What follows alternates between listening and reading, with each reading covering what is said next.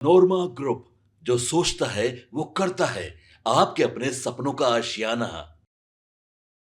चुनाव से 4 महीने पहले एक बार फिर से भारतीय जनता पार्टी कटघरे में है और विपक्ष का कहना यह है कि भारतीय जनता पार्टी संवैधानिक संस्थाओं का दुरुपयोग कर रही है और चुनाव से पहले वो चुनाव का रुख जबरदस्ती अपनी तरफ मोड़ना चाहती है। जनता के फैसले पर नहीं बल्कि उसे अपने संस्थाओं पर भरोसा है और उन संस्थाओं का दुरुपयोग कर रही है। आपको बता दें कि बिहार में चुनाव होने वाले हैं और 4 महीने बाद बिहार में नई सरकार आएगी। इससे पहले आपको बता दें कि 2 से 3 महीने बचे हुए हैं जब आचार संहिता लग जाएगी, लेकिन उससे पहले कई ऐसे फैसले हैं, कई ऐसी बातें हैं जिसको लेकर के विपक्ष हंगामा कर रहा है। बिहार में चुनाव से ठीक पहले चुनाव आयोग के फैसले पर जमकर चर्चा शुरू हो गई है और इस पर बवाल भी मचना शुरू है। मामला वोटर लिस्ट से जुड़ा है जिसे दुरुस्त करने का काम शुरू होने वाला है।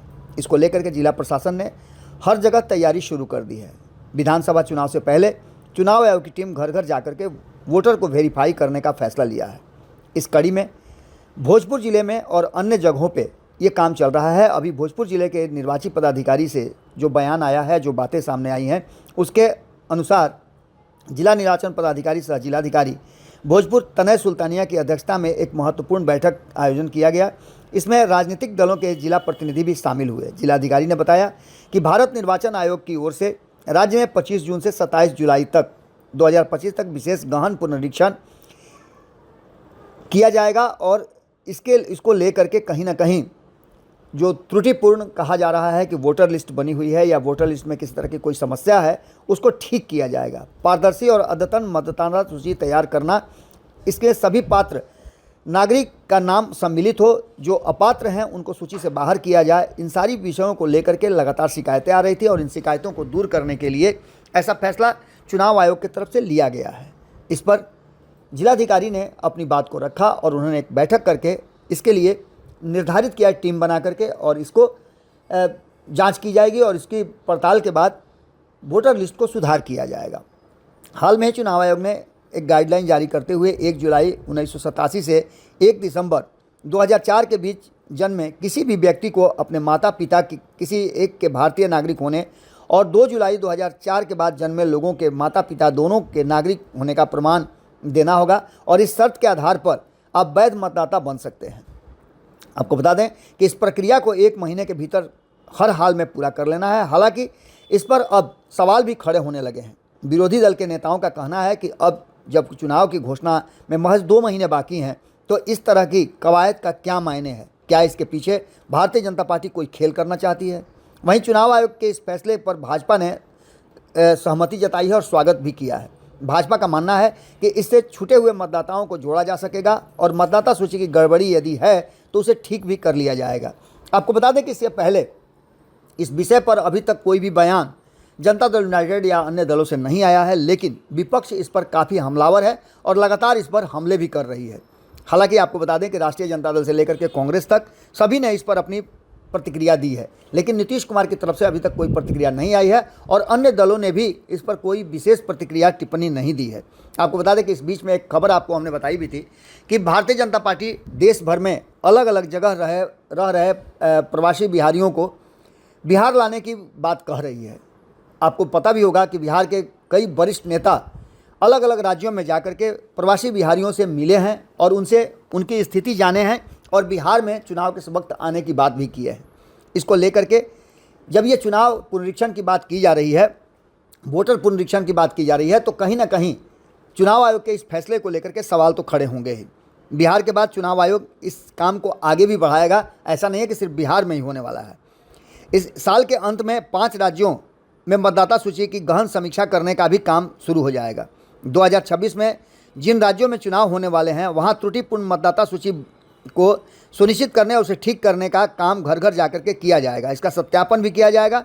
अधिकारियों ने कहा कि असम, केरल, पुडुचेरी, तमिलनाडु और पश्चिम बंगाल की विधानसभाओं का कार्यकाल अगले साल मई जून में समाप्त हो जाएगा और इसको लेकर के वो कहीं ना कहीं अब आगे की प्रक्रिया में शामिल होंगे और इन राज्यों में भी ये काम किया जाएगा।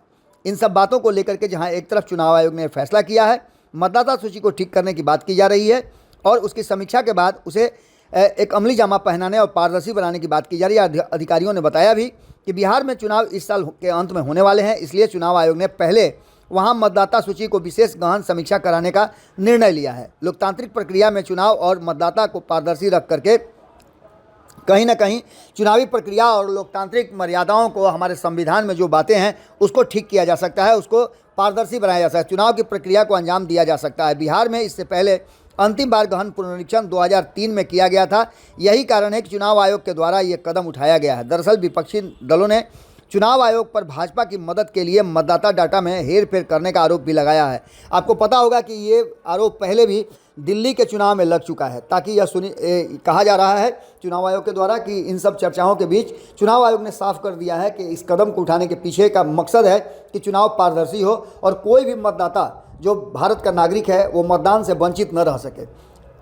इसी को सुनिश्चित करने के लिए कई तरह के नियम बनाए गए हैं। इसके साथ साथ एक नियम और बनाया गया है, अवैध और प्रवासियों का नाम मतदाता सूची में दर्ज न हो सके, इसको भी ध्यान में रखा जाएगा। चुनाव आयोग ने राज्य के बाहर से आने वाले बिहार के निवासियों के लिए मतदाताओं को लेकर के एक कई श्रेणी बनाई है। एक अलग श्रेणी बना करके अतिरिक्त घोषणा पत्र पेश करने के लिए कहा गया है और इसके प्रस्तुत करने के बाद आवेदकों को शपथ लेनी होगी कि वे 1 जुलाई 1987 से पहले भारत में पैदा हुए हैं और जन्म तिथि या जन्म स्थान के प्रमाण पत्र के बाद ही दस्तावेज प्रस्तुत करना होगा।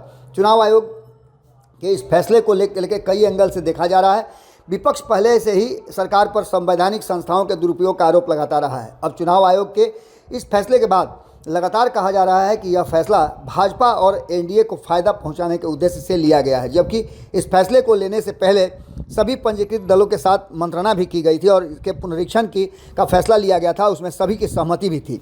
लेकिन अब जबकि इस पर फैसला ले लिया गया है तो विपक्ष इस पर हंगामा कर रहा है। हालांकि किसी भी चुनाव में हारने और जीतने वाले विचारधारा के अलग अलग लोग होते हैं, जिसमें कई लोग चुनाव आयोग पर, कई लोग मतदान की प्रक्रिया पर सवाल खड़े करते हैं और जीतने वाला कभी भी इस पर सवाल नहीं खड़े करता है। आपको बता दें कि ये प्रक्रिया और इस तरह के फैसले जो लिए गए हैं, इन फैसलों के बाद अब एक अलग तरह की बातें सामने आ रही हैं और विपक्ष इस फैसले को लेकर के काफ़ी एग्रेसिव भी है।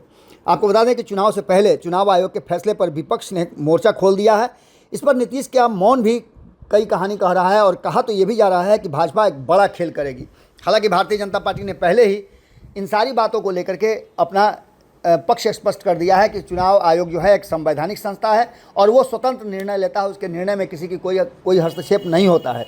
अब देखना होगा कि भारतीय जनता पार्टी इससे कैसे बचती है और चुनाव आयोग इन सारी चीज़ों को करने के बाद किस तरह से पारदर्शी चुनाव करा पाता है। हालांकि अब तक जितने भी चुनाव हुए हैं, पिछले कई चुनावों से देखा जा रहा है कि चुनाव में काफ़ी पारदर्शिता भी रहती है और चुनाव आयोग उसमें ज़बरदस्त वोटरों को लुभाने और वोटरों को रिझाने और वोटरों को पोलिंग बूथ तक ले जाने का हर वो संभव प्रयास करता रहा है। देखना होगा कि इस बार के चुनाव में क्या कुछ निकल के सामने आता है। विपक्ष के इसके फैसले के बाद और विपक्ष के इस हंगामे के बाद चुनाव आयोग की तरफ से क्या स्पष्टीकरण आता है, ये भी बहुत ज़रूरी है। जुड़े रहिए भारत लाइव के साथ, खबरों का सिलसिला लगातार जारी है। बहुत बहुत धन्यवाद। आपके सपनों को हमने सजाया है, ई होम्स पैनोरमा को हमने बनाया है। ई होम्स मेरा एक सपना था जिस पे मैं पिछले 4 साल से काम कर रहा था। हमने जो बनाया है वो सबने है माना। ई होम्स पैनोरमा में हो आपका भी आशियाना। और फाइनली हमने 2021 में इस प्रोजेक्ट को लॉन्च किया। बहुत लोग अप्रिशिएट कर रहे हैं कि पूर्णिया जैसे शहर में, बिहार के, एक तो बिहार की बात करें उसमें भी पूर्णिया जैसे छोटे जगह में इस तरह का लाइफस्टाइल देना, ये सुन के हम लोगों को बहुत अच्छा लगता है। ई होम्स में हमने कुछ और भी किया है, जैसे हम जिस जगह में रह रहे हैं हमारे फैमिली सिक्योर हो, उनको सिक्योरिटी का ध्यान में रखा है। आपकी सुविधा और सुरक्षा आपके लिए खास है, ये आपका विश्वास है। इसमें आर्टिफिशियल इंटेलिजेंस का 7 लेयर सिक्योरिटी का हमने इस्तेमाल किया है। लस ग्रीन कैंपस को बनाया है। यदि हमारा बाउंड्री वाल है तो वो वर्टिकल गार्डन है। ये जितनी भी फैसिलिटी होता है एक इंटरनेशनल टाउनशिप में ई होम्स है, ये हम लोग विश्वास नहीं कर पा रहे हैं। जो भी हमारे मित्र दोस्त या जो भी हमारे बाहर के बाहर आते हैं तो हम लोगों को बहुत अच्छा सुनने को मिलता है और बहुत अच्छा क्रेडिट मिल रहा है। वो सारा हमने सिर्फ एक बिल्डिंग नहीं बनाया, हमने एक बहुत अच्छा लाइफस्टाइल दिया ई होम्स में और मेरा एक सपना था जिसको मैं आज फुलफिल होते हुए देख पा रहा हूँ। ये आपका आवास है। ई होम्स पैनोरमा में अब आपका निवास है। E Homes Panorama, luxurious lifestyle redefined. Panorama group, जो सोचता है वो करता है। अगर ये वीडियो पसंद आई और वह बिहार के राजनीति और बिहारियत से सरोकार रखेनी तो सब्सक्राइब बटन दबा के चैनल के सब्सक्राइब कर ली। ओजे एगो घंटी बा, ओकरा बटन दबा देला से कुल सटीक और मारक खबर रुआ मुफ्त में मिल जाई। अगर रुआ पत्रकारिता के हमनी के नया प्रयोग में सहयोग कर चाहतानी तो ज्वाइन बटन दबा दी। पेटीएम नंबर नोट कर ली 93868167